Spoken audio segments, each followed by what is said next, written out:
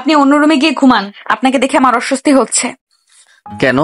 আজকে আমাদের বিয়ে হলো, আজ থেকে তুমি আপনি আমার বিবাহিত স্ত্রী। বিয়ের পর স্বামী স্ত্রীর কাছে আসবে, এটাই তো স্বাভাবিক। আমি এই বিয়ে মানি না, কখনো মানবও না। বয়সে ছোট একটা ছেলে আমার স্বামী, ভাবতেই জঘন্য অনুভূতি হচ্ছে আমার। বেরিয়ে যান আপনি রুম থেকে, নইলে আমি উল্টাপাল্টা কিছু করে বসবো। মায়ার এই কথা শোনার পর অভির আর কিছু বলার থাকে না। সে চুপচাপ রুম থেকে বেরিয়ে যায়। ঘটনা হলো, অভির সাথে মায়ার বিয়ে হওয়ার কথা ছিল না। মায়ার বিয়ে অভির বড় ভাইয়ের সাথে ঠিক হয়েছিল, কিন্তু বিয়ের কার্ড বিলি হয়ে যাওয়ার পর অভির বড় ভাই নেদারল্যান্ডে একটা চাকরি পেয়ে কাউকে না জানিয়ে চলে যায়। মান সম্মান বাঁচাতে অভির বাবা মায়াকে অভির বউ করে নিয়ে আসেন। পরের দিন সকালবেলা অভি আবার মায়ার খোঁজ নিতে রুমে আসে। মায়া, তুমি এখনো এত গম্ভীর মুখ করে বসে আছো? মনে হচ্ছে ঝড় শুধু তোমার একার উপর দিয়েই যাচ্ছে। অভি, তুমি কি শুরু করেছো? সকালটা শান্তিতে কাটাতে দাও আমাকে। শান্তি? ও, তোমার মতো সুন্দর মনের মানুষের কাছে শান্তি স্বেচ্ছায় ধরা দেওয়ার কথা। বুঝলাম, শান্তি তোমার সাথে আড়ি পেতেছে। উল্টোপাল্টা কথা বলে অভি আসলে মায়াকে হাসাতে চাইছিল, যেন তার মন ভালো হয়ে যায়, কিন্তু তাতে সে খুব একটা সুবিধা করতে পারলো না। তাই অভি বলল, আমি যদি তোমাকে বিলাতি চা বানিয়ে খাওয়াই তাহলে কি তোমার মন ভালো হবে? তোমার চা তুমিই খাও, আর আমাকে বিরক্ত করা বন্ধ করো। আমি তোমার বড় ভাইয়ের স্ত্রী, মনে করো না তুমি ছোট বলে 7 খুন মাফ হয়ে যাবে। মায়ার এই কথায় অভি এক ঝটকায় মায়ার একদম কাছে চলে এলো, এতটা কাছে যে নিঃশ্বাসের শব্দ অনায়াসই শোনা যাচ্ছে। অভির এই কাণ্ডে মায়া কিছু বিচলিত হয়ে গেল। সে মুহূর্তের মধ্যেই নিজেকে সামলে নিল। অভি বলল, ছোট, ঠিক আছে, আমি ছোট আর খানিকটা দুষ্টু বটে, তবে তুমি আমার হলেও হতে পারতে টাইপের ভাবি থেকে সোজা আমার বউ হয়ে গেছো। যেহেতু বউ হয়ে গেছো, একটু ভালোবাসা তো দেখাবোই, হোক সেটা দুষ্টুমির ছলে, তবুও সত্যিকারের ভালোবাসা দেখাবো। মায়া কিছু বলল না, কিন্তু ভেতরে একটা অদ্ভুত কাঁপুনি কাজ করছিল তার। অভি রুম থেকে চলে যাওয়ার পর মায়া নিজের মনে মনেই বলতে লাগলো, আমি কখনো ভাবিনি আমি এমন ভাবে অভির সঙ্গে বিয়ে করব। এটা একেবারেই অন্যায়। আমি নিজের স্বপ্নে অন্য কাউকে ভেবেছিলাম। আনমনে যখন মায়া এই কথা বলছিল, ততক্ষণে অভি আবার ফিরে এসেছে। মায়া, স্বপ্ন তো সবার থাকে, কিন্তু বাস্তবিক তো আমাদের এই পরিস্থিতিতে এনেছে। এখন আমি তোমার পাশে আছি, তুমি চাইলে এটার মধ্যেই নিজের আনন্দ খুঁজে নিতে পারো। আমি আনন্দ খুঁজতে চাই না অভি, আমি শুধু চাইছি এই দম বন্ধ করা মুহূর্তটা শেষ হয়ে যাক। ঠিক আছে, আমি কিছু বলছি না, তবে তুমি জেনে রাখো আমি সব সময় তোমার পাশে আছি, সেটা বদলাবে না। মায়ার অস্বস্তির জায়গা হলো তার আর অভির মধ্যে বয়সের ফারাক। মায়ার বয়স 26 বছর আর অভির 23। বয়সের পার্থক্য এবং নতুন বিয়ে, সব মিলিয়ে দুজনের মধ্যে অস্বস্তি। অভি পরিস্থিতির সাথে মানিয়ে নিলেও মায়ার জন্য তা কঠিন হয়ে দাঁড়িয়েছে। মায়ার মনের পরিস্থিতি বুঝে তাকে একটু হাসানোর জন্য অভি বলে, মায়া, দেখো দেখো, গাছের ঢালের শালিক পাখিরা আর প্যান্ট পরেনি, কি অদ্ভুত লাগছে না? অভির এই মজায় মায়ার রাগ বেড়ে যায়। তুমি সবসময় আমার সঙ্গে মজা করবে? আমি তোমাকে ছোট মনে করি, আর তুমি সবসময় আমার সঙ্গে দুষ্টুমি করতে থাকো। ছোট ভাবো, তাতে কোনো দোষ নেই, কিন্তু তুমি যদি আমাকে খুব সিরিয়াসলি দেখো তাহলে আমি কেমন করে দুষ্টুমি করব? সিরিয়াসলি দেখি? তুমি জানো না এটা কতটা সমস্যার জায়গা হতে পারে? আমাদের পরিবারের আত্মীয়রা, পাড়াপড়শি সবাই আমাদের নিয়ে নানা কথা বলছে। আমি জানি, কিন্তু আমি শুধু তোমাকে ভালো রাখতে চাই, ভালোবাসা দিয়ে আগলে রাখতে চাই মায়া, আর তোমার মুখে হাসি দেখতে চাই, আর বাকি সব সেটা সময় ঠিক করে দেবে। মায়া কিছু বলল না, চোখ নামিয়ে নিল। এক তপ্ত দুপুরে মায়া রান্নাঘরে ব্যস্ত। অভি পেছন থেকে এসে ফিসফিস করে বলল, শোনো, তোমার হাতের রান্না আজ একেবারে প্রেমে পড়ানোর মতো। হঠাৎ অভির আগমনে মায়া হকচকিয়ে উঠে। কি? এমন ভরকে দাও কেন? আমি কাজ করছি, বিরক্ত করো না। না না, সত্যি বলছি, এই ডাল রান্নার মধ্যে যেন একটা জাদু আছে, মনে হচ্ছে আমি তার প্রেমে পড়বো। অভি, এসব মজা করো না, আমি সত্যি এসব ভালো লাগে না। ঠিক আছে, তুমি চাও না, তবে আমি প্রতিদিন যদি তোমাকে একটু না হাসাই আমার দিনটা ভালো কাটে না। মায়া চোখ নামিয়ে নীরবতা পালন করে। অভি বুঝলো মায়া এখনো তার মজা ভালোভাবে গ্রহণ করতে পারছে না। বিকেলে অভি মাঠে যায় বন্ধুদের সাথে দেখা করতে। সবাই বসে গল্প করছে।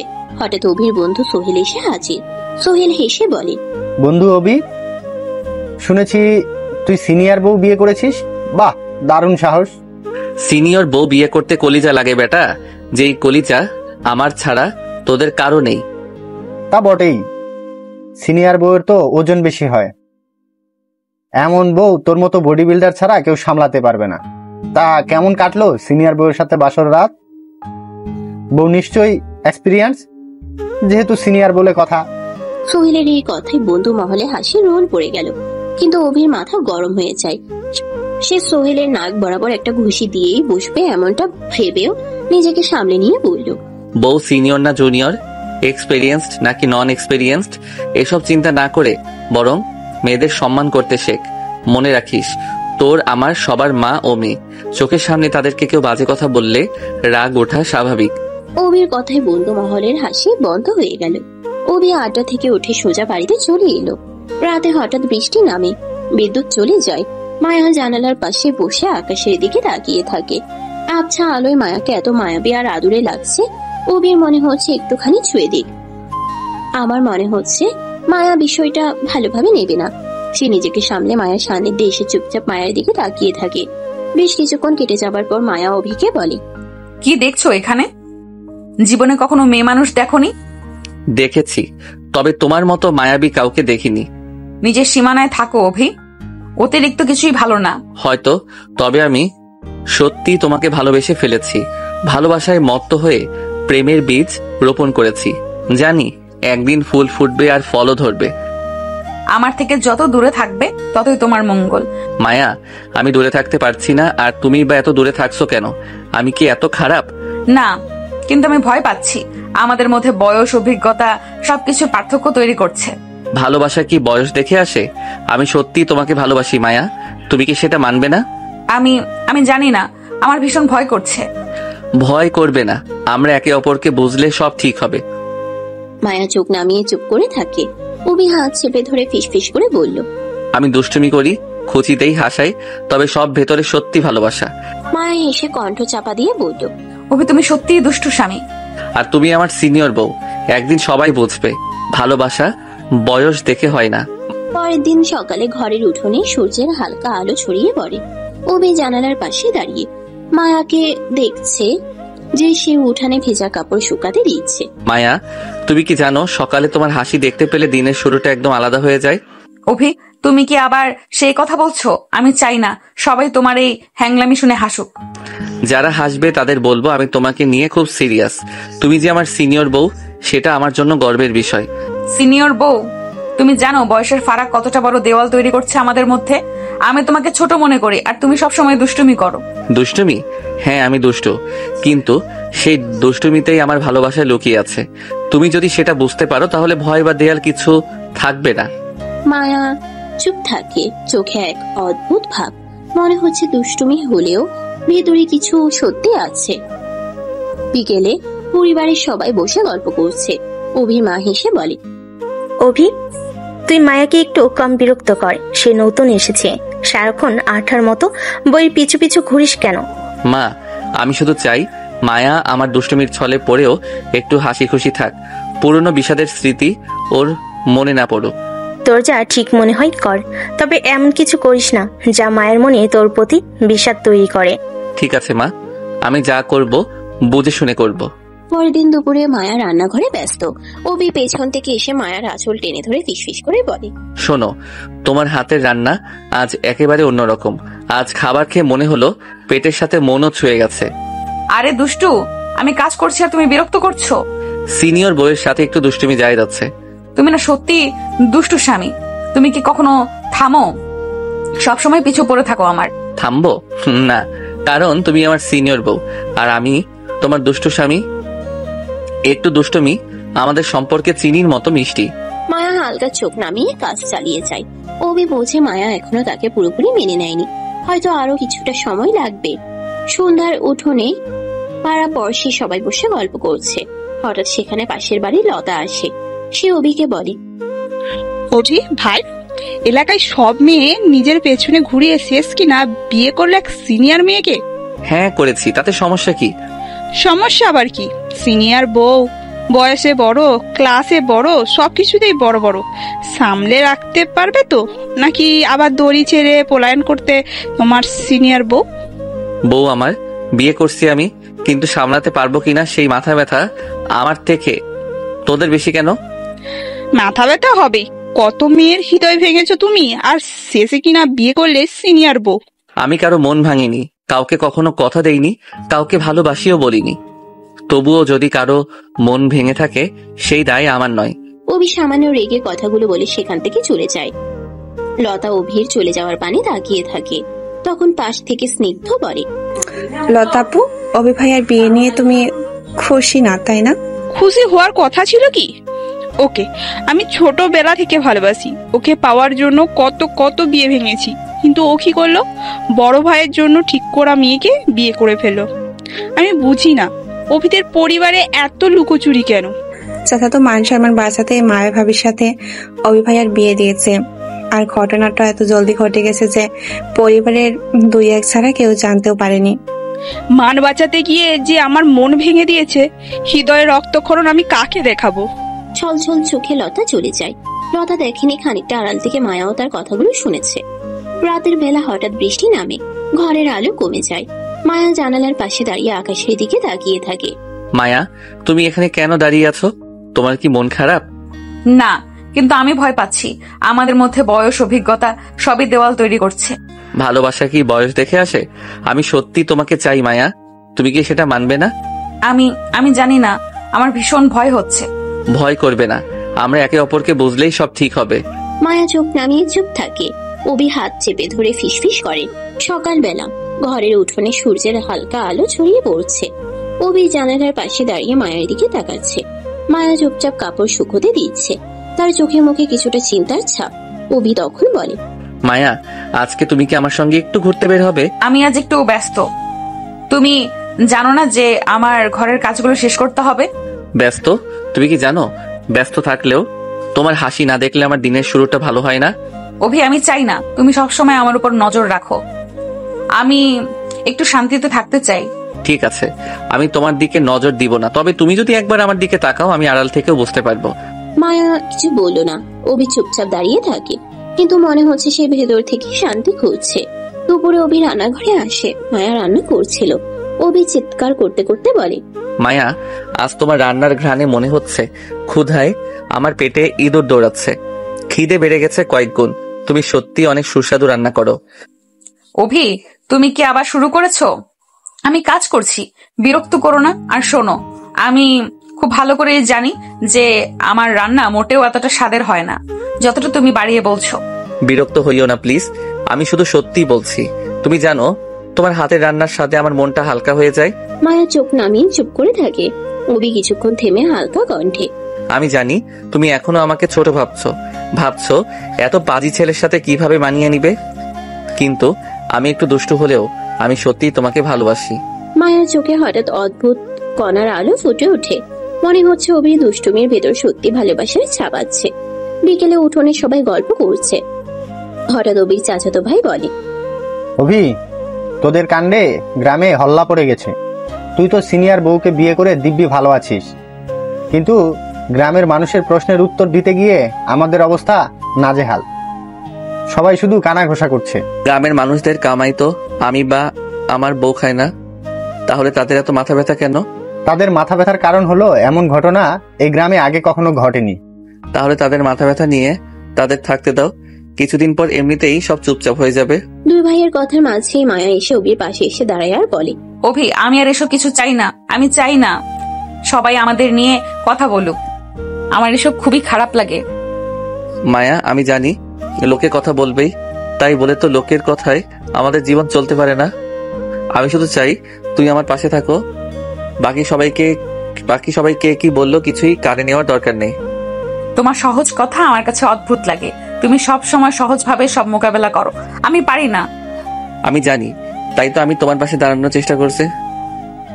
মায়া, তুমি যদি আমার হাত ধরো আমি সব ঠিক করে দেব। মায়া চুপচাপ হাত নিচু করে রাখে। ভেতরে অদ্ভুত চাপ। রাতের বেলায় বৃষ্টি থেমেছে, আকাশে মেঘ ভেসে যাচ্ছে। অভি জানালার পাশে দাঁড়িয়ে মায়াকে দেখছে। মায়া বসে আছে চুপচাপ। মায়া, তোমার এত নীরবতা আমার মনে ঝড় তোলে। তুমি কি সত্যি রেগে আছো আমার উপর? না, আমি রেগে নেই, কিন্তু আমার ভেতরটা কাঁপছে। এই সম্পর্ক ঠিক আছে কিনা আমি জানি না। ভয় নয়, আমি তোমার পাশে আছি। তোমার সব চিন্তা, সব ভয় আমার কাঁধে রাখো, আমি সব সামলাবো। মায়ার চোখে হঠাৎ পানি চলে আসে। সে কিছু বলতে পারছে না। মায়া, তুমি কাঁদছো? আমি জানি আমি একটু দুষ্টু, একটু অবুঝ, মাঝে মধ্যে বাচ্চামি করে ফেলি, কিন্তু এই দুষ্টুমির ভেতর আমার সব ভালোবাসা লুকিয়ে আছে। আমি চাই তুমি সেটা অনুভব করো। অভি, তুমি সত্যিই অনেক ভালো, কিন্তু আমি বুঝছি তোমার মধ্যে সত্যিই ভালোবাসা আছে। হ্যাঁ মায়া, তুমি যদি আমার পাশে থাকো সব ঠিক হয়ে যাবে, কোনো ভয় পেতে হবে না। মায়া ধীরে ধীরে মাথা বেঁধে হাত ধরে রাখে। অভি প্রথমবার সত্যি তাকে সান্ত্বনা দিচ্ছে। মায়া, তুমি কি জানো তোমার নীরবতা আমার একটু ভালো লাগে না? কি হয়েছে? আমি কি আবার দুষ্টুমি করলাম? দুষ্টুমি? তুমি সব সময় দুষ্টুমি করছো অভি। আমি চুপচাপ থাকতে চাই, আর তুমি সব সময় আমার মধ্যে ঢুকে পড়ছো। আমি ঢুকছি না, আমি শুধু চাই তুমি হাসো, কারণ তোমার হাসি ছাড়া আমার দিন অসম্পূর্ণ। মায়া চুপ থাকে। তার ভিতরে এক অদ্ভুত অস্থিরতা কাজ করছে। তুমি জানো, আমি ভেবেছিলাম আমি তোমাকে সহজভাবে মেনে নেব না, কিন্তু কিছু পরিবর্তন ঘটছে। হ্যাঁ, কি পরিবর্তন? আমি আমার মন ধীরে ধীরে তোমার দিকে টানছে। আমি বুঝতে পারছি না কেন। কারণ আমি সত্যিই ভালোবাসি। তুমি যদি বিশ্বাস করো আমি সব ভয় দূরে সরিয়ে দেব, শুধু আমাকে হাত ধরা। মায়া এক মুহূর্ত দাঁড়িয়ে থাকে। ভেতরে কিছুটা শান্তি। সে ধীরে ধীরে তার হাত অভির হাতে রাখে। পরের দিন সকালে পরিবারের সবাই উঠোনে বসে চা খাচ্ছে। হঠাৎ চাচি হাসতে হাসতে বলে, মায়া, তুমি কি বুঝেছো অভি ছোট হলেও তার ভালোবাসা সত্যি? আমি জানি না, তবে তার দুষ্টুমি মাঝে মাঝে আমাকে হাসায়। মাঝে মধ্যে নয়, আমি সব সময় তোমাকে হাসাতে চাই। আমি শুধু তোমার মুখে হাসি চাই, বাকি সবাই কিছু বললে বলুক, সেটা আমার মাথায় নেওয়ার সময় নেই। তুমি দুষ্টু অভি, তবে আমি হয়তো বুঝতে পারছি তুমি সত্যিই আমার পাশে থাকতে চাও। বিকেলে অভি মায়াকে নিয়ে উঠোনে হাঁটছে। হালকা হাওয়ায় মায়ার চুল দুলছে। মায়া, তুমি কি জানো তুমি আমার দুষ্টুমির কারণ? তুমি না থাকলে আমি এত হাসতে পারতাম না। হাসি? আমি মনে করি তুমি মাঝে মাঝে খুব বেশি দুষ্টুমি করে ফেলো। হ্যাঁ, করে ফেলি বটে, তবে এটাও আমার ভালোবাসার এক অংশ। তুমি যদি সেটা বুঝতে পারো, আমরা আরো কাছে চলে আসবো। মায়া চুপ থাকে। অভির চোখে সত্যি ভালোবাসা দেখতে পায়। ধীরে ধীরে তার মন নরম হতে শুরু করে। রাতের বেলা ঘরের জানালা খোলা। হঠাৎ হালকা হাওয়া বয়ে আসে। মায়া জানালার পাশে দাঁড়িয়ে আকাশের দিকে তাকায়। মায়া, তুমি আর কতদিন সত্যি আমাকে দূরে রাখবে? তুমি কি জানো আমি শুধু তোমার কাছে থাকতে চাই, তোমার আবেশ পেতে চাই, তোমার স্পর্শ পেতে চাই, চাই তোমার ভারী নিঃশ্বাস আমার বুকে এসে লাগুক। আমি ভেতরে ভেতরে ভীষণ দ্বন্দ্ব অনুভব করছি। বয়সের ফারাক, পরিবারের কথা সব মিলিয়ে আমি ভয় পাচ্ছি। ভয় করবে না, আমি সব সামলাবো, শুধু আমার পাশে থাকো। আমরা একে অপরকে বুঝবো আর সব দেয়াল ভেঙে যাবে। মায়ার চোখে পানি চলে আসে। সে কিছু বলতে পারছে না। অভি ধীরে তার মাথায় হাত রাখে। দেখছো, দুষ্টুমি করলেও আমি সবসময় চাই সত্যিকারে এই হাত ধরার মাধ্যমে তুমি আমার ভালোবাসা অনুভব করো। অভি, তোমার দুষ্টুমির ভেতর সত্যি ভালোবাসা আছে, আমি বুঝতে পারছি। তাহলে তুমি আমার পাশে থাকবে, তাই না? মায়া ধীরে হ্যাঁ বলে মাথা নাড়ে। অভি প্রথমবার সত্যি তাকে সান্ত্বনা দিচ্ছে। তার হাত আরো শক্ত করে ধরে রেখেছে, যেন কখনো আলগা না হয়ে যায়। পরদিন সকালে হঠাৎই মায়ের ফুপি আর ফুপাতো ভাই এসে হাজির হয় অভিদের বাড়িতে। অভির বাবা মায়ের সাথে সৌজন্যতা শেষে তারা মায়ার সাথে অভির রুমে এসে বসে। মায়ার ফুপি বলে, হায় হায়, কি পোড়া কপাল আমার ভাতিজি, আমার সুন্দর ভাতিজি এ কেমন সংসারে এসে পড়েছে। ফুপি, কি শুরু করলে? চুপ করো। চুপ কেমন করে করবো রে মা? তোর বাপ আমার কথা না শুনেই আগে তোর বিয়ে ঠিক করলো ওই অভির বড় ভাইয়ের সাথে।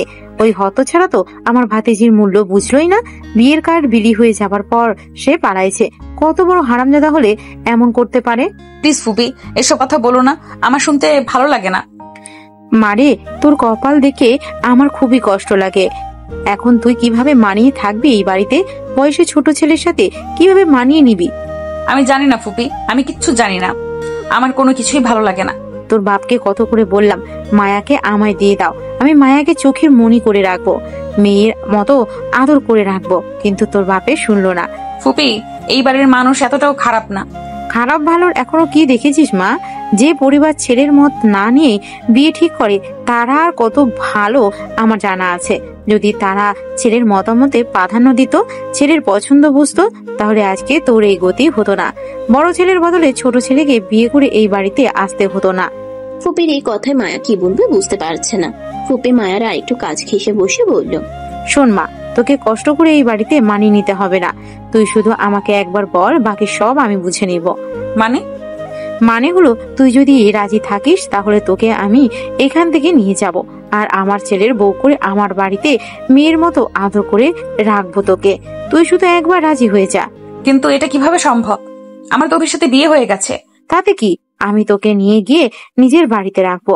কাজী ডেকে আগে অভির সাথে তোর ডিভোর্স করাবো, তারপর আমার ছেলে তুহিনের সাথে তোর বিয়ে দিয়ে দেবো। এসব কি বলছো? যা বলছি ঠিকই বলছি, তুই শুধু একবার আমার কথায় রাজি হয়ে যা, বাকি সব আমি সামলে নেব। কিন্তু মায়ের কথা শেষ হওয়ার আগেই তুহিন এগিয়ে আসে। সে বলে, কোনো কিন্তু নেই মায়া, আমি সেই ছোটবেলা থেকে পছন্দ করি। তোমার একটা বিয়ে হয়েছে, তুমি তোমার স্বামীর সাথে রাত কাটিয়েছ, তাতে আমার কোনো সমস্যা নেই, আমি সব মেনে নিব। তুহিনের কথায় মায়ের মেজাজ খারাপ হয়ে গেল। সে বলল, তুহিন ভাই সাবধানে কথা বলো। কি সব বাজে কথা বলছো তুমি? বাজে কথা কোথায় বললাম? বিয়ে হয়েছে, তোমার স্বামীর সাথে রাত কাটাতেই পারো, যেহেতু একই রুমে থাকো। তবে আমার এসবে কোনো সমস্যা নেই। কিন্তু আমার সমস্যা আছে। কি সমস্যা? আমার সমস্যা তোমার নিচু মন মানসিকতায়। তুমি ভাবলে কি করে যে আমি অভির সাথে রাত কাটিয়েছি? বাহারে রাত কাটাতেই পারো, যেহেতু তোমাদের বিয়ে হয়েছে, একই ঘরে একই খাটে থাকছো, তাহলে তো এটা স্বাভাবিক। না, স্বাভাবিক নয়। আমি এখনো অভিকে মেনেই নিতে পারি না। সেখানে এসব করা তো আমি ভাবতেও পারি না। তাহলে তো কোনো সমস্যাই রইলো না, তুমি তো এখনো ভার্জিন আছো। আমি তো নেচে নেচে তোমায় বিয়ে করতে রাজি। কিন্তু আমি রাজি না। তোমার জঘন্য রুচির মানুষকে কখনোই বিয়ে করব না। মায়া, মেয়েদের এত জেদ ভালো না। ভালোই ভালো আমার প্রস্তাবে রাজি হয়ে যাও, নাহলে এর ফল ভালো হবে না। তোমার যা মন চায় করে নাও, আমি রাজি হব না। তুই থাম, এভাবে মেয়েটাকে প্রেশার দিস না। ও নিশ্চয়ই রাজি হবে আর অভিকেও ডিভোর্স দেবে, তাই না রে মা মায়া? মায়া মুখ ঘুরিয়ে নিল। এমন সময় অভিও ঘরের ভেতরে প্রবেশ করে। অভি বলে, কিন্তু ফুপি, মায়া যে কখনোই রাজি হবে না, আর ওকে রাজি হতে দেব না। অভির গলার স্বরে ফুপ্পি, তুহিন, মায়া সকলেই চমকে ওঠে। মায়া বলে উঠে, অভি তুমি? হ্যাঁ আমি। অনেকক্ষণ এসেছি, দরজার পাশে দাঁড়িয়ে তোমাদের কথা শুনছিলাম। আড়াল থেকে আড়ি পেতে কথা শোনা ম্যানান্ডার্সদের কাজ, তুমি কি সেটা জানো না? জানি ফুপি, কিন্তু আপনি কি জানেন না একজন বিবাহিত মেয়ে ডিভোর্সের ফোর্স করা ম্যানারলেসদের কাজ? মাকে ম্যানারলেস বলায় তুহিন রেগে যায়। সে বলে, মুখ সামলে কথা বলো অভি, তুমি কোন সাহসে আমার মাকে ম্যানারলেস বলছো? ঠিক যেই সাহসে আপনার মা আমার বউকে কুবুদ্ধি দিচ্ছে আমাকে ডিভোর্স দেওয়ার, সেই সাহসে। আর তোমার মতো ক্যারেক্টারলেসের সাথে কথা বলতে আমার বমি আসছে। অভি, এবার অতিরিক্ত হচ্ছে। অতিরিক্ত আপনারা অনেক আগেই করে ফেলেছেন। এবার সম্মানে আমার বাড়ি থেকে বেরিয়ে যান, নইলে আমি আমার ব্যবহার খারাপ করতে বাধ্য হব। মায়া শুধু বোকার মতো পরিস্থিতি দেখছে, কিছু বলতে পারছে না। চূড়ান্ত অপমানিত হয়ে মায়ার ফুপি আর ফুপাতো ভাই অভিদের বাড়ি থেকে চলে যায়। যাওয়ার আগে সে অভিকে বলে যায়, তুমি যা করলে তার ফল তোমাকে ভোগ করতে হবে, মনে রেখো। সকাল বেলায় ঘরের উঠোনে হালকা আলো পড়ে। অভি মায়ার দিকে তাকিয়ে দাঁড়িয়ে আছে। সে হাসি খুলছে, কিন্তু মায়া চুপচাপ চোখ নামিয়ে কাপড় মুছছে। মায়া, তুমি কি আজকে হাসছো না? কি হলো, আমি কি কিছু ভুল করেছি? ভুল না, আমি শুধু ভাবছি তুমি হয়তো সব সময় মজা করতে চাও। আমি কি শুধু তোমার বিনোদনের জন্য? কি বলছো মায়া? আমি শুধু তোমার জন্য তোমার হাসি চাই, এটা কি বিনোদন? তুমি আমার ছোট, তুমি আমাকে বুঝবে না। হয়তো তুমি মনে করো আমি সহজে হাসি, কিন্তু আমি অনুভব করি না যে তুমি সত্যি আমার অনুভূতি বোঝো। অভি থমকে যায়, ভেতরে কাঁপুনি। তার কণ্ঠ থেমে যায়, চোখে অদ্ভুত মিশ্র অনুভূতি। মায়া, আমি সত্যি তোমাকে ভালোবাসি। আমি শুধু মজা করি, তবে তা কখনো তোমার অনুভূতিকে ছোট করার জন্য নয়। তুমি যদি বিশ্বাস করো, আমি প্রমাণ দেখাবো। মায়া কিছু বলল না, ভেতরে দ্বন্দ্ব। সে হঠাৎ উঠে ঘরের কোণে দাঁড়িয়ে যায়। বিকেলে উঠোনে পরিবারের সবাই চা খাচ্ছে। হঠাৎ চাচি, চাচা ও প্রতিবেশী এসে মায়ার দিকে তাকিয়ে বলে, ওরে মা, দেখছো না তোমার নতুন স্বামী যে সারা জীবন অন্যদের সাথে মজা করেছে, সব সময় দুষ্টুমি করেছে, সে আজ হঠাৎ বিয়ে করে দায়িত্বশীল হয়ে যাবে। মায়া, তুমি কি মনে করো সে তোমার কথা শুনবে, তোমার দায়িত্ব নিজের কাঁধে তুলে নেবে, তোমাকে নিজের ইনকামের টাকায় খাওয়াতে পারবে? সে তো সব সময় উড়ে বেড়ানো ছেলে। এই কথা শুনে মায়া অভিকে বলে, দেখছো অভি, সবাই বলছে তুমি মোটে কর্ম করা ছেলে নও। তোমার কোনো মুরদ নেই আমার খরচ বহন করার। এবার বলো তো, তুমি কি সত্যি আমার অনুভূতিকে বোঝো? মায়া, আমি বোঝার চেষ্টা করছি। আমি শুধু দুষ্টুমি করি, কিন্তু ভালোবাসা সত্যিকারের। তুমি আমার ছোট, তুমি আমাকে বুঝবে না। সবাই বলছে তুমি শুধু এই সম্পর্কটা নিয়ে খেলছো। অভি হঠাৎ এক জায়গায় দাঁড়িয়ে ভেঙে পড়ে, চোখে অশ্রু। রাতের বেলা, ঘরের জানালা খোলা, বৃষ্টি থেমেছে। অভি মায়ার সামনে হাঁটু গেড়ে বসে বলে, মায়া, আমি ভেঙে পড়েছি। তুমি কি জানো আমি সত্যি তোমাকে ভালোবাসি? আমি শুধু তোমার খুশি চাই, আমি কখনো তোমাকে কষ্ট দিতে চাইনি। আমি জানি, কিন্তু আমি এখনো ভয় পাচ্ছি। সবাই কি বলছে দেখতেই তো পাচ্ছ। আমি কি ঠিক বুঝছি নাকি ভুল বুঝছি সেটা কিছুই জানি না। আমি প্রমাণ দেখাবো, আমি সব সময় তোমার পাশে থাকবো। তুমি শুধু আমার হাতে হাত ধরো, আমি সব দেয়াল ভেঙে দেব। মায়া কিছুক্ষণ চুপ থাকে, ধীরে ধীরে হাত দেয়। অভিযোগ বন্ধ করে হালকা কণ্ঠে। আমি জানি তুমি ভয় পাচ্ছ, তবে তুমি যদি আমার পাশে থাকো আমি সব ভুল বোঝাবুঝি দূর করব। মায়া ধীরে অভির দিকে তাকিয়ে নিচু কণ্ঠে বলে, আমি হয়তো ভুল করেছি, হয়তো আমি বুঝিনি তোমার ভালোবাসা সত্যি। হ্যাঁ মায়া, এটা সত্যি। আমি সব সময় তোমার পাশে থাকবো। তুমি যদি বিশ্বাস করো আমরা সব ঠিক করতে পারবো। মায়া ধীরে ধীরে অভির হাতে হাত রাখে। অভি প্রথমবার সত্যি ভেঙে পড়েও প্রমাণ দেখাতে চাচ্ছে তার ভালোবাসা সত্যিকারের। মায়া, তুমি কি জানো আমি আজ সারাদিন শুধু তোমার কথা ভাবছি। অভি, আমি এখনো নিশ্চিত নই তুমি কি সত্যি আমাকে বুঝছো, না এই সম্পর্কটা শুধু দুষ্টুমি খেলাই রয়ে যাবে। মায়া, তোমার কথা আমাকে আঘাত করে। আমি ভেঙে পড়েছি। আমি তোমাকে সত্যি ভালোবাসি। আমি শুধু তোমার খুশি চাই। যদি তুমি আমার পাশে না থাকো আমি বুঝতে পারবো না আমি কি করছি। মায়া চুপচাপ, মনে হচ্ছে সে ভিতরে যুদ্ধ করছে। ভয়, সমাজের চাপ আর অভির প্রতি ঝুঁকানোর আকাঙ্ক্ষা সব মিলিয়ে এসে দিশেহারা। মায়া বলে, আমি ভেতরে ভেতরে জানি, বিশ্বাস করতে চাই তুমি ভালোবাসো, তোমার ভালোবাসা সত্যি, কিন্তু আমি এখনো ভয় পাচ্ছি। সবকিছু এত দ্রুত হচ্ছে আর সবাই এমন ভাবে আমাদের আর চোখে দেখছে যে আমি ভীষণ আতঙ্কিত। ভয় কিসের? আমি সব সামলাবো, শুধু আমাকে বিশ্বাস করো। আমরা একসাথে সব যুদ্ধ জয় করব, দেখে নিও। মায়া কিছুক্ষণ চুপ থাকে, তারপর ধীরে ধীরে হাত দেয়। অভি চোখ বন্ধ করে হালকা কণ্ঠে, তুমি জানো আমি সব সময় তোমার কিসে ভালো লাগবে সেটাই ভাবি, কিন্তু আমার ভেতরে শুধু তোমার জন্য ভালোবাসা লুকিয়ে আছে। তুমি যদি সেটা বোঝো আমরা একে অপরকে পুরোপুরি বুঝতে পারবো। মায়ার চোখে হঠাৎ অশ্রু। সে ফিসফিস করে, আমি হয়তো ভুল করেছি, হয়তো আমি বুঝিনি তোমার ভালোবাসা সত্যি। হ্যাঁ মায়া, সত্যি। তুমি যদি আমার পাশে থাকো আমি সব ঠিক করে দেব, আর কোনো দেয়াল থাকবে না। পরের দিন সকালে গ্রামের উঠোনে সবাই কাজ করছে। হঠাৎ মায়ার বারবার বাড়ি থেকে লোকজন এলে আশেপাশের প্রতিবেশীরা দেখতে আসে। এক প্রতিবেশী হঠাৎ করেই বলে ওঠে, বয়সে বড় একটা মেয়েকে আমাদের ছেলের ঘাড়ে তুলে দিলেন, কেমন লোক আপনারা? অভি কি কখনো মেনে নিতে পারবে যে তার বউ তার থেকে বয়সে সিনিয়র? প্রতিবেশীর কথা শুনে মায়া চুপচাপ দাঁড়িয়ে থাকে। ভেতরে অদ্ভুত চাপ। অভি কাছে এসে এই কথার জবাব দেয়, বিয়ে করেছি আমি, বউ আমার হোক সিনিয়র বা জুনিয়র, কিন্তু আমার থেকে আপনাদের মাথা ব্যথা বেশি কেন? আমরা তো তোমার ভালোই চাই অভি, তুমি মেনে নিবা এমন বয়স্ক বউ? আমাদের তো খুবই কষ্ট হয় তোমার পোড়া কপাল দেখে। আমার কপাল পোড়া না ভালো সেটা আমাকেই বুঝতে দেন। মায়াকে আমি মেনে নিব কি নিব না সেটাও আমার বিষয়। আপনারা কেন নিজের ঘরের ভাত খেতে পরের চুলায় পাত পাততে আসেন? ওরে বাবা, যার জন্য করি চুরি সেই বলে চোর। কোথায় আমরা ওকে বয়স্ক এক মেয়ের হাত থেকে বাঁচাতে চাইছি, উল্টো আমাদেরই কথা শোনাচ্ছে। কথা শোনার মতো কাজ করলে তো কথা শুনতেই হবে। আর একটা কথা শুনে রাখুন, মায়া মোটেও কোনো বয়স্ক মেয়ে না। আমার বয়স 23 বছর আর ওর বয়স 26। কেবল 3 বছরের তফাতে যদি কোনো ছেলে বয়স্ক না হয় তাহলে কোনো মেয়েও বয়স্ক হতে পারে না। আর আশা করি চা মিষ্টি খেয়েছেন, এবার যার যার বাড়িতে যান। অভির কড়া ভাষার কথা শুনে আস্তে আস্তে প্রতিবেশীরা ওদের বাড়ি থেকে বেরিয়ে যায়। একটু দূরে দাঁড়িয়ে প্রতিবেশীদের কথা শুনে পরিবারের অপমান দেখে মায়া কাঁদছিল। অভি তার পাশে এসে দাঁড়িয়ে বলে, মায়া, তাদের কথা শোনো না, আমি শুধু তোমার পাশে থাকতে চাই। আমি প্রমাণ দেখাবো আমার ভালোবাসা সত্যিকারের। আমার ভীষণ ভয় হচ্ছে অভি, আমি এসব নিতে পারছি না। ঠিক আছে, তুমি ভয় থাকো না, আমি সব সামলাবো। তুমি শুধু আমার হাতটা ধরে রেখো। মায়া ধীরে অভির হাতে হাত রাখে। অভির সত্যিকারের ভালোবাসা মায়ার মন গলাতে শুরু করেছে। সন্ধ্যায় ঘরের উঠোনে হালকা বাতাস, আকাশে হালকা রং। অভি ও মায়া পাশে বসে আছে। মায়া, তুমি কি জানো আমি সারা জীবন চাই তোমার পাশে থাকতে। আমি বুঝেছি অভি, তোমার ভালোবাসা আমার মনে মুগ্ধতা তৈরি করছে। আমি তোমার পাশে থাকবো। তাহলে আমরা একসাথে সব বাধা পেরিয়ে দিগন্ত জয় করব। তুমি যদি পাশে থাকো আমি সব ঠিক করে দিব। মায়া ধীরে হ্যাঁ বলে মাথা নোচে। দুজন একে অপরের দিকে তাকিয়ে হাসে, চোখে অশ্রু ও শান্তি মিশ্র। অন্যদিকে তুহিন মোটেও বসে থাকা ছেলে না। সে অভির বিষয়ে সব খোঁজ খবর নিলে জানতে পারে যে অভির প্রতিবেশী লতা নামের একটা মেয়ে অভিকে অনেক ভালোবাসে। তুহিন সিদ্ধান্ত নেয় সে লতার সাথে দেখা করবে। তুহিন লতার ফোন নাম্বার জোগাড় করে তাকে ফোন করে। সে বলে, হ্যালো, লতা বলছেন? হ্যাঁ, কিন্তু আপনি কি? আপনি আমাকে চিনবেন না, আর আমিও আপনাকে চিনি না। তবে আপনার সাথে আমার জরুরি কথা আছে, যার জন্য দেখা করা প্রয়োজন। আপনি আমাকে চেনেন না, আমিও আপনাকে চিনি না, তাহলে কোন সুখে আপনার সাথে দেখা করব শুনি? সুখ না, দুঃখ।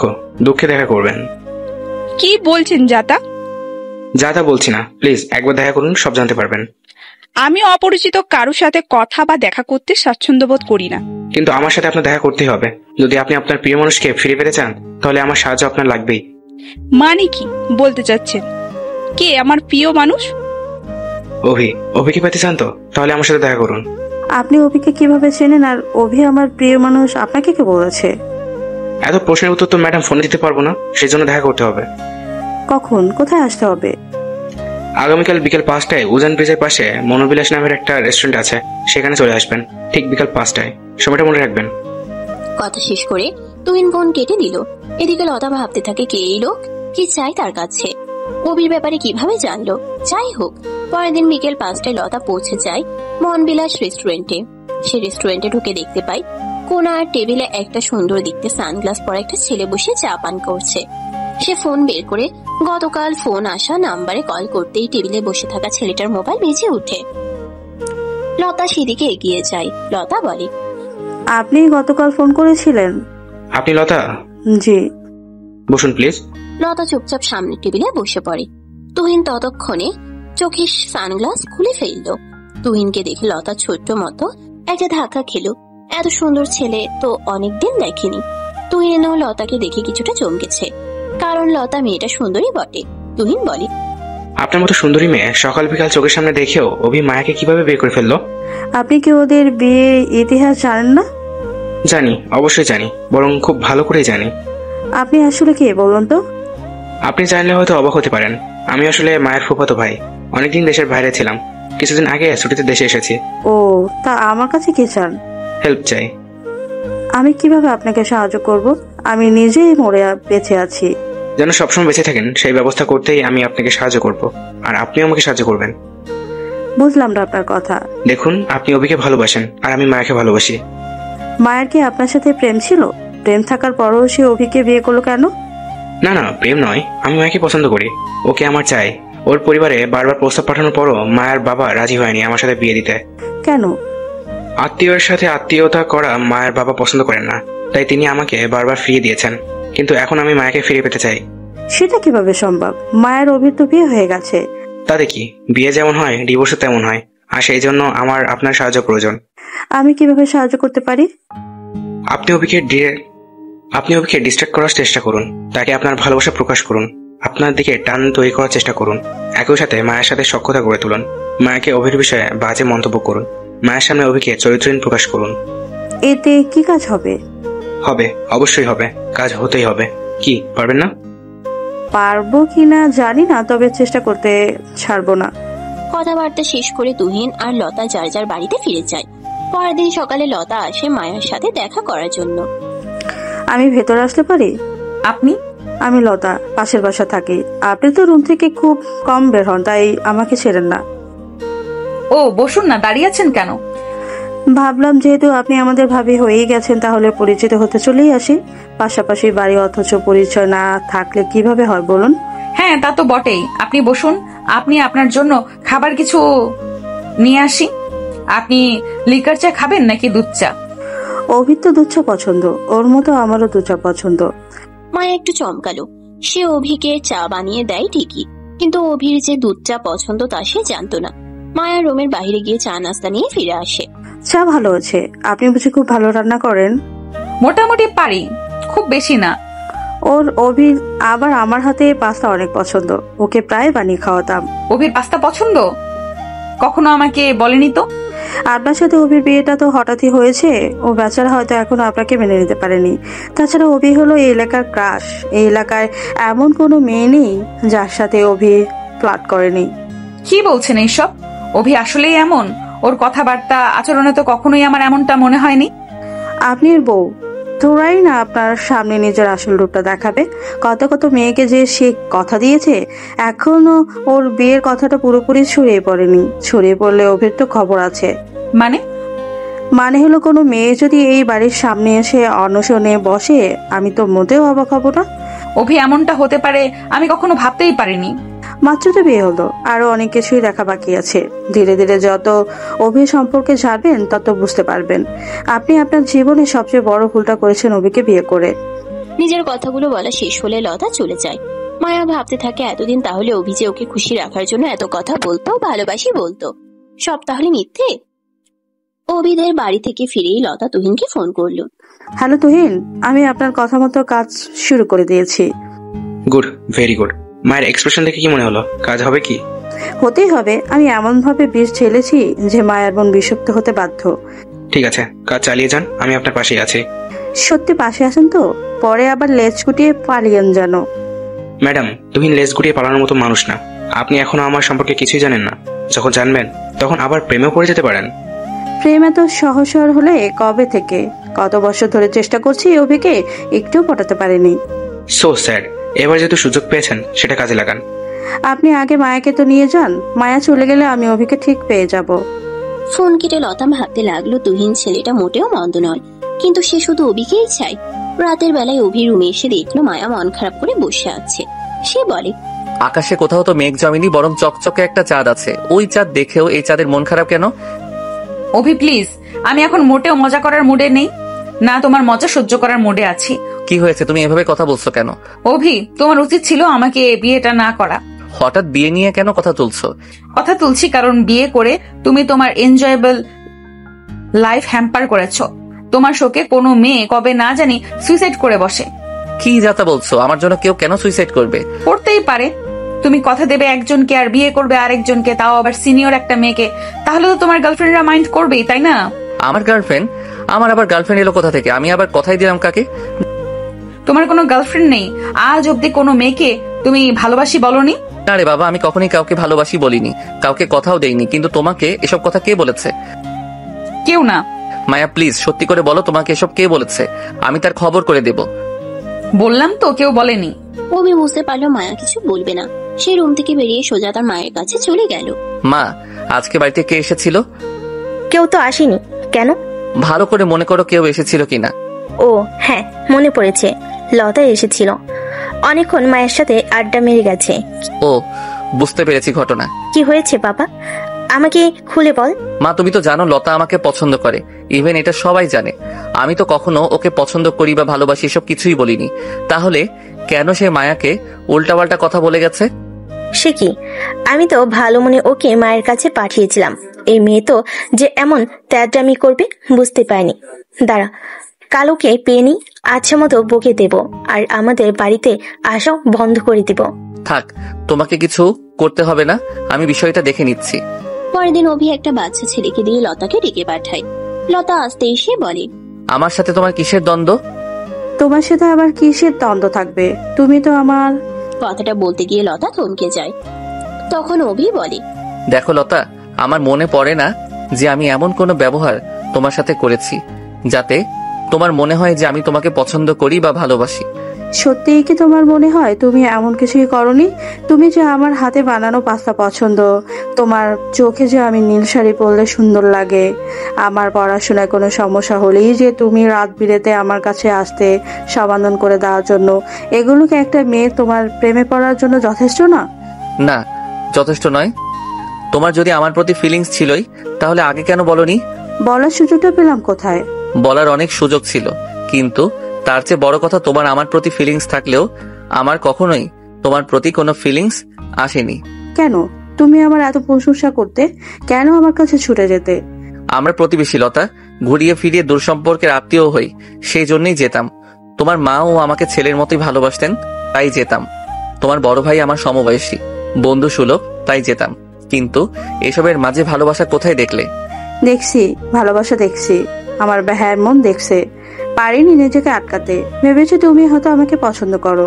তোমার যখন সময় হবে তখন আমাকে বলবে যে লতা তোমাকে ভালোবাসি, কিন্তু আর বললে না তো। বিয়ে করে ফেললে, চোখের সামনে আমার পছন্দের মানুষ, প্রিয় মানুষ অন্য কারোর সাথে ঘর করছে, অন্য কারোর সাথে বেড শেয়ার করছে। এইসব আমার সহ্য হচ্ছে না, আমি সহ্য করতে পারছি না। সহ্য করতে হবে? যেহেতু আগে কখনো কিছু বলনি তাই সহ্য করতে হবে। তোমার জন্য তো আমি বউ নিয়ে এলাকা ছাড়তে পারবো না, তাই নিজেকে সামলে নাও। আর একটা কথা ভালো করে মাথায় ঢুকিয়ে নাও লতা, তুমি আর কখনো আমার বাড়িতে যাবে না, কখনো না, মানে কখনোই না। মায়ার সাথে কোনো ধরনের কথাবার্তা বলারও চেষ্টা করবে না, কথাটা যেন মনে থাকে। অভি চলে যায়। লতা তার চলে যাওয়ার পথে তাকিয়ে থাকে। বুকের ভেতরটা তার হু হু করছে, রাগে দুঃখে শরীর জ্বলে যাচ্ছে তার। বাড়িতে ফিরে এসে তুহিনকে ফোন করে। হ্যালো তুহিন। বলুন লতা, আপনার গলায় এমন সমস্যা কেন? কোনো সমস্যা? অনেক সমস্যা। আপনি যা চাইছেন তো কখনোই সম্ভব নয়। কেন?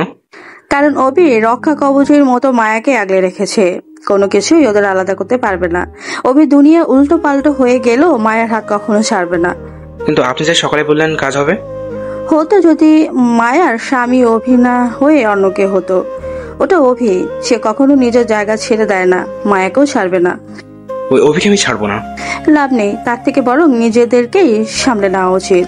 তুহিনের সাথে কথা শেষ করে লতা বিছানায় শুয়ে কান্না করতে থাকে। সকালবেলা ঘরের উঠোনে হালকা আলো। অভি বসে আছে চেয়ারে, হাতে একটা পুরনো নোটবুক। মায়া দূরে রান্নাঘরের পাশে। মায়া, আমি আজকে একটা বড় সিদ্ধান্ত নিয়েছি। আমার স্বপ্ন, আমার কিছু আশা, সবকিছু তোমার জন্য বিসর্জন দিচ্ছি। অভি, তুমি কি বলছো? কেন এমন কিছু করছো? কারণ তুমি আমার কাছে সব। তোমার খুশি ছাড়া আমি সুখী হতে পারি না। আমি চাই তুমি শান্তিতে থাকো, আমি চাই তুমি হাসো।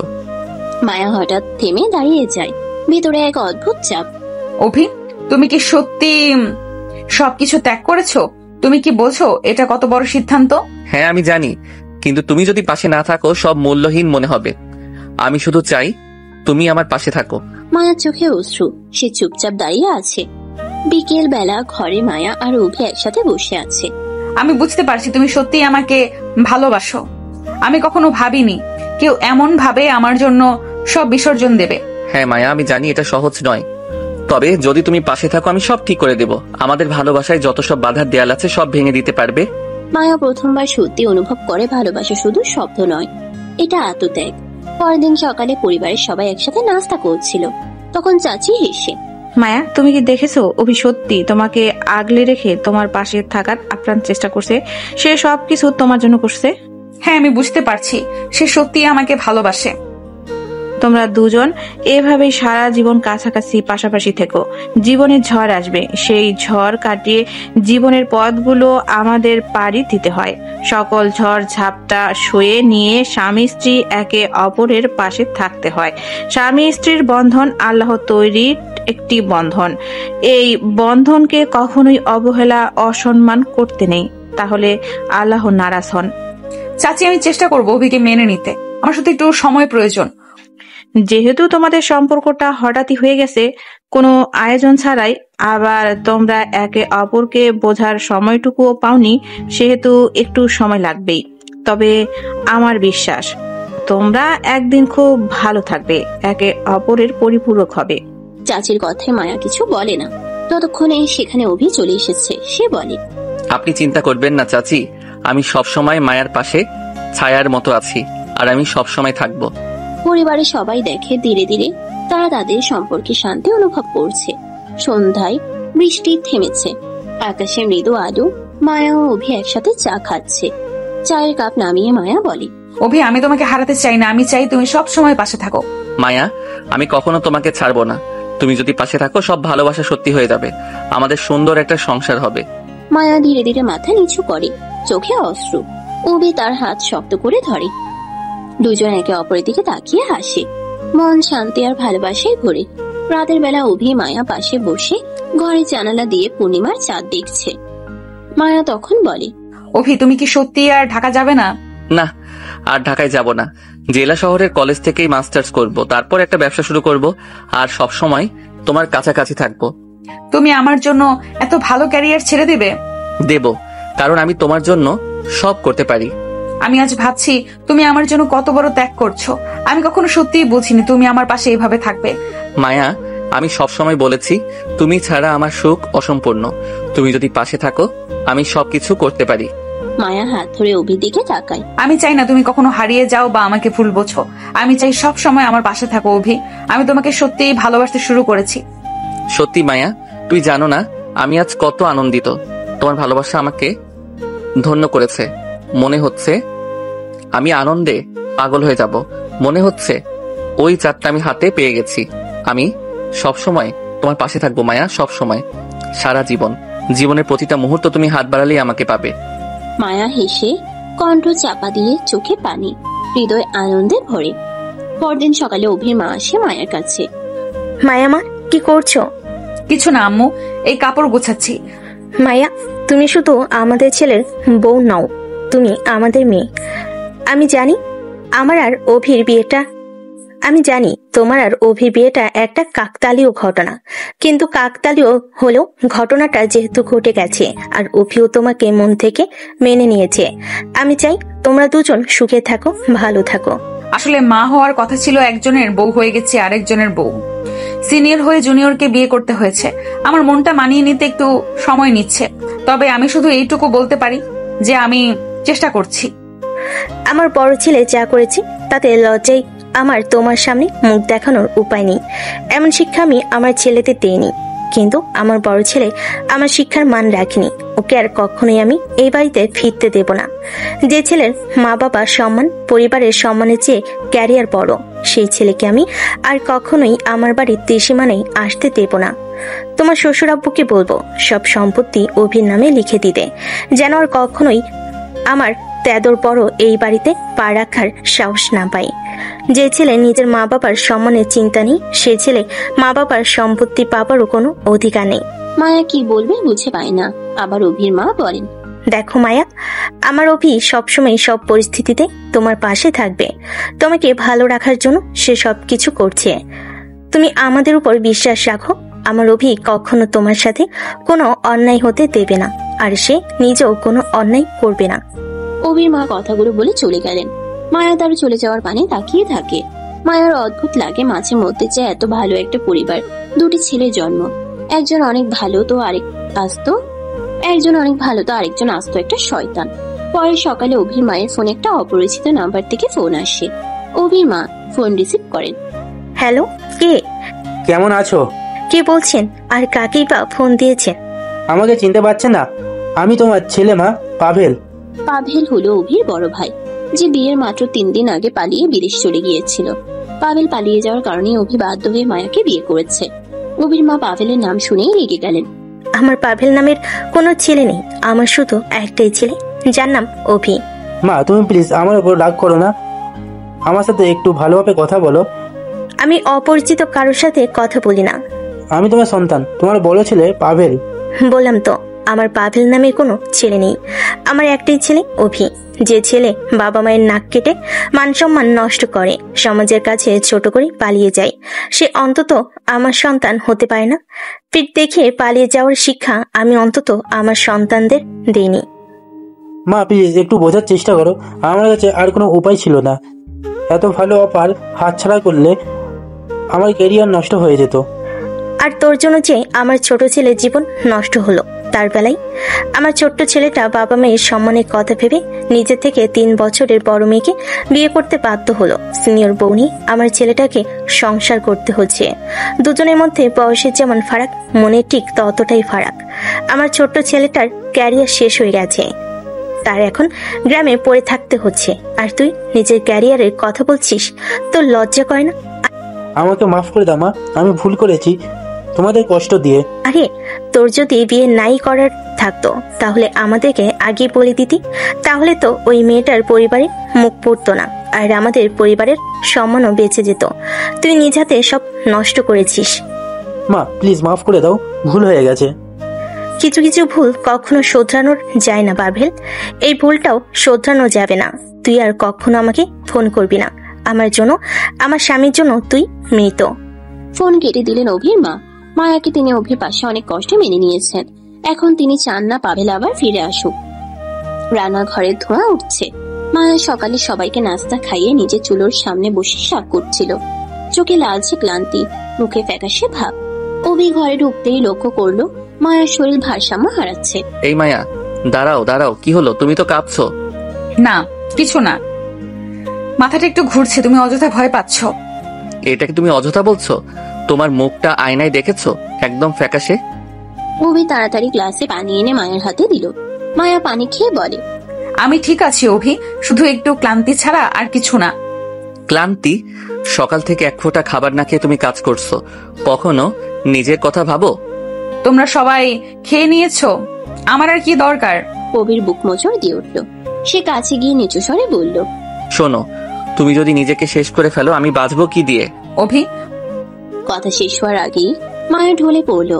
অভি চিৎকার করে সবাইকে ডাকতে লাগলো, মা, বাবা, কেউ আসো, মায়া অজ্ঞান হয়ে গেছে।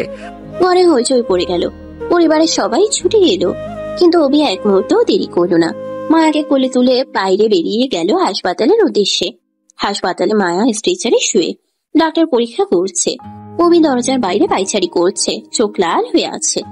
বেশি কিছু হয়নি, শরীর খুব দুর্বল হয়ে গেছে, পুষ্টিকর খাবার আর বিশ্রাম দরকার।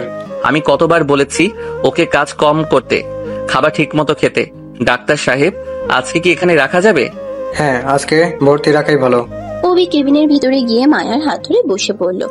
কেন এভাবে নিজেকে কষ্ট দাও তুমি? তুমি ভেবেছো আমি তোমার প্রতি খেয়াল রাখি না? আমি তো সব সময় তোমার দিকেই তাকিয়ে থাকি। পরিবারের জন্যই তো সব করি, আমার কি আলাদা কোনো চাওয়া আছে? আমার জন্য চাইবে না? তুমি কি জানো না তুমি ছাড়া আমি অর্ধেক মানুষও নই? মায়া তাকিয়ে থাকলো, কোনো উত্তর দিল না। চোখ ভিজে উঠল। রাত 9টা বাজে। অভির মোবাইল বারবার বেজে উঠছে। বন্ধুদের কল। আজ এলাকায় একটি সাংস্কৃতিক অনুষ্ঠানে অভির গান গাওয়ার কথা। তার জন্যই পুরো প্রোগ্রামের হাইপ তৈরি হয়েছিল। অভি, তুই আসছিস না? তুই ছাড়া গানটা অসম্ভব। পুরো মাঠ ভর্তি দর্শক, সবাই তোকে চায়। আমার জায়গা আজ এখানে। মায়া অসুস্থ, ওর পাশে না থাকলে আমি নিজেকেই বিশ্বাসঘাতক মনে করব। তোমরা সামলাও। ফোন কেটে অভি মায়ার দিকে তাকালো। আমার স্বপ্ন পরেও পূরণ হতে পারে, কিন্তু মায়া তুমি একটাই। মায়া আধো ঘুমে চোখ খুলল। অভিকে বসে থাকতে দেখে অবাক হলো। তুমি অনুষ্ঠানে গেলে না কেন? আমি জানি এটা তোমার স্বপ্ন। স্বপ্ন তো পরে ধরা দিবে, কিন্তু তুমি যদি না থাকো স্বপ্নকে কে দেখে? মায়ের চোখ ভিজে উঠল। তুমি কেন এত ভালো অভি? আমি সব সময় ভেবেছি তুমি শুধু দুষ্টুমি করো, আমাকে বিরক্ত করো, অথচ আজ তোমার ভেতরে মানুষকে দেখলাম। আমি ভুল ছিলাম। ভুল শুদ্ধ যাই হোক, আমি সব সময় তোমার হব। হাসপাতালের রাত নিস্তব্ধ। করিডোরের আলো ম্লান। অভি চেয়ারে বসে মায়ের হাত ধরে মাথা টেবিলে রেখে ঘুমিয়ে পড়েছে। মায়া উঠে বসে তার কপালে হাত রাখলো। তুমি আমার ছোট নও অভি, তুমি আমার ভরসা। আমি তোমাকে হারাতে চাই না। আমি আছি মায়া, সব সময়। মায়ের চোখ থেকে টুক করে অশ্রু গড়িয়ে পড়লো অভির হাতে। পরের সকাল ডাক্তার এসে দেখে বলল, রোগীর অবস্থা অনেকটা ভালো, শুধু বিশ্রাম দরকার। কয়েকদিন বিশেষ যত্ন নিলে সব ঠিক হয়ে যাবে। চিন্তা করবেন না ডাক্তার সাহেব, আমি নিজেই দেখব। মায়া অভির দিকে তাকালো, এমন দৃষ্টিতে যেটা আগে কখনো দেয়নি। মমতা, কৃতজ্ঞতা আর অজানা টান। অভি, ধন্যবাদ। ধন্যবাদ নয়, তোমার হাসি আমার পুরস্কার। হাসপাতাল থেকে ছাড়ার সময় অভি মায়ার হাত ধরে হাঁটছিল। মায়া হঠাৎ থেমে গেল। শোনো অভি, আমি জানি সমাজ কি বলবে, পরিবার কি ভাববে, কিন্তু আমি আর তোমাকে হারাতে চাই না। মায়া, তুমি তুমি আমার দুষ্টু স্বামী, কিন্তু আমার জীবনের সবচেয়ে বড় আশ্রয় তুমি। এই কথা শুনে আমি হাজার স্বপ্ন ছেড়ে দিতে রাজি। তারা দুজনেই হাসপাতালের দরজা পেরিয়ে নতুন আলোর পথে পা রাখলো।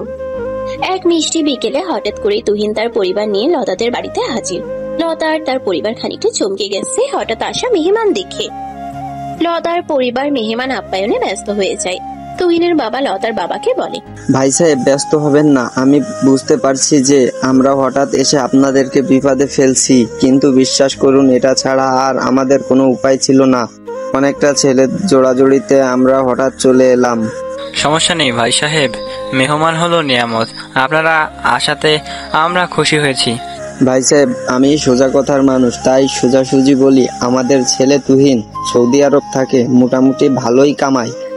অনেকদিন ধরেই আমরা ছেলের জন্য একটা লক্ষ্মীমন্ত্র মেয়ে খুঁজছিলাম। ছেলেই আপনাদের মেয়ে লতার কথা বলল। আমরা একটু লতাকে দেখতে চাই। নিশ্চয়ই দোয়া দিবেন, আমি এখনই সব ব্যবস্থা করছি। আপনারা চা নাস্তা খান, আমি ভেতর থেকে আসছি। লতার বাবা উঠে চলে গেলেন ঘরের ভেতরে। লতার মা লতাকে রেডি করানোর চেষ্টা করছে। লতার মা বলে, মা আমার কথা শোন, বাড়ি বয়ে যদি কেউ চলে আসে তাকে কিভাবে ফেরাবো আমরা, তুই বল। চলে যখন এসেছে একবার তাদের সামনে যা। আমি কারো সামনে বসবো না, আমার এসব ভালো লাগে না। মেয়ে মানুষ হয়ে জন্মালে অনেক কিছুই মনের বিরুদ্ধে মেনে নিতে হয়। আমি মানতে পারবো না। আর তোমাদেরই বা আমাকে বিদায় করার এত তাড়া কেন? তারা নয়, ওরা বাড়িতে চলে এসেছে, সেজন্যই না তোকে তৈরি হতে বলছি। নইলে এতদিন কি কেউ তোকে দেখতে আসতে পেরেছে? কারো সামনে বসতে বলেছি তোকে? এমন সময় লতার বাবা ঘরে ঢুকলেন। তিনি বললেন, কি ব্যাপার লতার মা, মেয়েকে তাড়াতাড়ি তৈরি করো। লতা অসহায় দৃষ্টিতে বাবার দিকে তাকায়। মারে এমন করিস না, ঘরে বই আসা মেহমানকে তো অপমান করতে পারি না। আর কেউ দেখতে এলে বিয়ে হয়ে যায় না, বিয়ে হয় লাখ কথায়। তুই আপাতত ওদের সামনে বসে আমার মান বাঁচা। লতার আর কিছু বলার থাকে না, সে বাবার কথায় চুপচাপ তৈরি হয়ে তুহিনের পরিবারের সামনে বসে। ইনশাআল্লাহ মেয়ে আপনাদের চাঁদের টুকরা ভাই সাহেব, আমার বেশ পছন্দ। কি বলো তুহিনের মা? তুহিনের মা অর্থাৎ মায়ার ফুপ্পি এই সম্বন্ধে খুব একটা খুশি না। সে মায়াকে ছেলের বউ করতে চেয়েছিলেন, ছেলেকেও সেভাবেই ম্যানেজ করেছিলেন, কিন্তু শেষ মুহূর্তে দাবার চাল পাল্টে গেল। মুখ গোছর করে বললেন, হ্যাঁ ভালোই দেখতে। কথাবার্তার এক পর্যায়ে তুহিন আর লতাকে আলাদা কথা বলতে দেওয়া হয়। লতা ভিতরে ভিতরে ফুঁসছে। এটা কি হলো? এমন তো হওয়ার কথা ছিল না। কথা ছিল না, কিন্তু হয়ে গেছে। দেখুন, আমার আর বেশি দিন ছুটি নেই, আর মায়াকেও আর পাওয়া হবে না, সেটা আপনি বলেছেন, তাই ভাবলাম আপনাকে বিয়ে করে নেই। কেন কেন মনে হলো আমাকে বিয়ে করতে হবে? এই প্রশ্নের সঠিক উত্তর আমার জানা নেই, তবে মনে হয়েছে আপনি হলে মন্দ নয়। কাজটা মোটেও ভালো হলো না। খুবই ভালো হলো। অভি শ্বশুরবাড়ি যেথায় আপনার শ্বশুরবাড়ি সেটাই হয়ে যাবে, আর মায়ের শ্বশুরবাড়ি যেথায় আমার শ্বশুরবাড়ি সেটাই হয়ে যাবে। একদম খাপে খাপ। বিষয়টা এতটা সহজ নয়। আমি এই বিয়েতে রাজি না। কেন? আমার মধ্যে কম কি আছে? আমি জানি না, আমার কিছু ভালো লাগছে না। দেখুন, অতীত নিয়ে পড়ে থেকে আসলে কোনো লাভ নেই, তার থেকে নতুন সূচনা করা যাক। আমি শুধু আপনাকে এতটা নিশ্চিত করতে পারি যে আপনাকে ভালো রাখার সকল চেষ্টা আমি করব, অভিযোগ করার সুযোগ দেব না। প্লিজ রাজি হয়ে যান। কিন্তু? কোনো কিন্তু নয়, দুটো ভাঙা মন একসাথে হলে আবার জোড়া লেগে যাবে, এটাই সবার মঙ্গল। লতার আর কিছু বলার থাকে না। তুহিন তার হাত ধরে আশ্বাস দেয়। লতা তা বিশ্বাস করে। খুবই কাকতালীয় লতা আর তুহিনের বিয়ে ঠিক হয়ে যায়, আর এক সপ্তাহের মধ্যে তারিখ পড়ে যায়। সকালবেলা গ্রামের উঠোনে রোদ ঝলমল করছে। অভি মায়া পাশাপাশি বসে আছে। মায়া হাতে হালকা চাদর ধরে, চোখে উজ্জ্বলতা। মায়া, আজ মনে হচ্ছে মিষ্টি সকাল যেমন হাসে তুমিও তেমন হাসছো। তোমার এই হাসি তো আমার পৃথিবী। হ্যাঁ অভি, সবই তোমার ভালোবাসার জন্য। আমি আজ বুঝতে পারছি আমাদের সব ভুল বোঝাবুঝি এখন দূর হয়ে গেছে। আমি সবসময় তোমার পাশে থাকবো। আমরা একে অপরকে সম্পূর্ণভাবে ভালোবাসবো, আর কোনো শক্তি কখনো আমাদের আলাদা করতে পারবে না। আমরা হব একে অন্যের পরিপূরক। মায়া হাত ধরে অভির দিকে তাকায়, চোখে অশ্রু ও হাসি একসাথে। আমি তোমাকে সম্পূর্ণভাবে বিশ্বাস করি অভি, আর আমি চাই তুমি সবসময় তোমার পাশে থাকতে। আজ আবারও পরিবারের সবাই একসাথে হয়েছে। অভি আর মায়া নিজের সম্পর্ককে মেনে নিয়ে একসাথে সারা জীবন কাটানোর সিদ্ধান্ত নিয়েছে। মায়া ও অভিকে স্বামী হিসেবে স্বীকৃতি দিয়েছে। এই খুশিতে পরিবারের সবাই একসাথে। অভি ও মায়ার পরিবার, চাচা চাচি ও অন্যান্যরা অভি মায়ার দিকে তাকিয়ে। দেখছো মায়া, কোনো সুন্দর একটা পরিণত পেল তোমাদের সম্পর্কটা। একটা সম্পর্কে ঝড় ঝাপটা আসবেই। আমাদের উচিত প্রতিটা সম্পর্ককে ঠিক হওয়ার সুযোগ দেওয়া। অভি সবসময় তোমার ছায়া হয়ে থাকবে। দুজনের মাঝে কখনো সে সব ভুল বোঝাবুঝি স্থান দিও না। একে অপরের ছায়া হয়ে থেকো। হ্যাঁ, তোমাদের ভালোবাসা চির অমর হোক, এই দোয়া করি, আর আমরা সবসময় পাশে থাকবো। মায়া অভির হাত শক্ত করে ধরে। অভি হাসি চাপতে চেয়ে চোখে পানি ধরে রাখে। মায়া, তোমাকে বলেছিলাম না একদিন সব ঠিক হয়ে যাবে। দেখো, এখন আমরা মুক্ত, আর কোনো বাধা আমাদের জীবনে আসবে না। আমরা একে অপরের পাশে থাকবো, ভালো লাগায়, ভালোবাসায়। হ্যাঁ অভি, আমাদের ভালোবাসা এখন আর কোনো বাধা নয়। বিকেলে বৃষ্টি থেমেছে, আকাশে নরম আলো।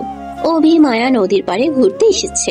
অভি বলে, মায়া, আজ থেকে আমাদের সম্পর্কের নতুন অধ্যায় শুরু। আমরা একসাথে নতুন জীবন শুরু করতে চলেছি আজ। সব ভ্রান্তি, সব ভয়, সব পেছনে ফেলে এখন কেবল সামনের দিকে এগোবো। হ্যাঁ অভি, আমি চাই আমাদের নতুন জীবন শুরু হোক। আমরা একসাথে থাকবো সব সময়। দুজন একে অপরের দিকে তাকিয়ে হাসে। তাদের চোখে আশা, ভালোবাসা ও শান্তি। অভি ও মায়া একে অপরের পাশে বসে আছে, হাতে হাত ধরে। মায়া বলে, অভি, আজ সত্যিই অন্যরকম লাগছে। এত সুন্দর অনুভূতি আমার আর কখনো হয়নি। মনের মধ্যে এক অন্যরকম ভালো লাগা শিরশিরে অনুভূতি হচ্ছে। তোমাকে আরো অনেক নতুন নতুন অনুভূতির সাথে পরিচয় করিয়ে দেব। এত এত সুন্দর অনুভূতি যে তুমি যত দেখবে অবাক হয়ে যাবে। মায়া হাত আরো শক্ত করে ধরে। অভি চোখে উজ্জ্বলতা নিয়ে তার দিকে তাকায়। দুজন হাঁটছে, চারপাশে ফুলের সুবাস, ছোট ছোট হাসি, আনন্দ, সব মিলিয়ে এক নিখাত শান্তি। অভি, আমি এখন বুঝতে পারছি সত্যিকারের ভালোবাসা মানে একে অপরকে বোঝা এবং পাশে থাকা। আমি কখনো চাই না তুমি ভুল করেও কখনো আমার থেকে দূরে সরে যাও। আমরা একে অপরের জন্যই জন্মেছি। আমরা একে অন্যের নিঃশ্বাসে থেকেও কাছাকাছি থাকবো। আমরা সব সময় একসাথে থাকবো। দুষ্টুমি, হাসি, কষ্ট সব মিলিয়ে আমরা একে অপরের অংশ হব। হ্যাঁ মায়া, সব মিলিয়ে আমরা এক পরিবার, আর কেউ আমাদের ভালোবাসার মধ্যে হস্তক্ষেপ করতে পারবে না। মায়া অভির দিকে তাকিয়ে, চোখে কৃতজ্ঞতা ও ভালোবাসা। ধন্যবাদ আমাকে এত সাপোর্ট করার জন্য। এমন করে বলছো যেন আমি কোনো পরমানুষ। আমি তো তোমার জুনিয়র দুষ্টু স্বামী। আমাদের সুখ এখন একসাথে। একটু দুষ্টু কিন্তু ভীষণ মিষ্টি স্বামী তুমি। নতুন জীবনে আমরা একসাথে সব আনন্দ ও দুঃখ ভাগাভাগি করব, আর সব সময় তোমার পাশে থাকবো। মায়া ধীরে মাথা নিচু করে অভির কাঁধে ঠেকিয়ে হাসে। অভি ধীরে তার হাত আরো শক্ত করে ধরে। দুজনে একে অপরের দিকে তাকিয়ে, চোখে আশার আলো ও ভালোবাসা।